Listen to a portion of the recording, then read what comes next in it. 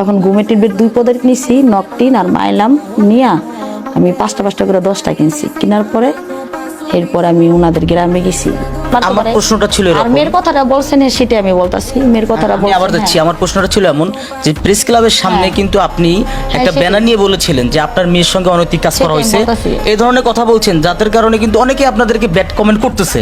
তো এই বিষয়টা নিয়ে একটু আপনি ক্লিয়ার হতে চাই। সেটাই আমি মানে বুঝাই বলতেছি, এরকম অত্যাচারের মানে টর্চার হয়েছে দেখে ঘুমে টুমে খাইছি। পরে তখন মেয়েটার রেখে মেয়ের বাবা পুলিশের সামনে, এলাকা মানুষের সামনে, মেয়ের বাবা রাত্রে 11টা বাজে না 10টা বাজে মেয়েটার রেখে ওই আমার কাছে ছুঁয়ে গেছে। ঠিক আছে, ওর পরের দিন আমার এলাকার মেম্বারের চেয়ারম্যানের অফিসে নিয়ে গেছে। নেওয়ার পরে ওখান থেকে আমার 500 টাকা উপজেলা থেকে দিছে।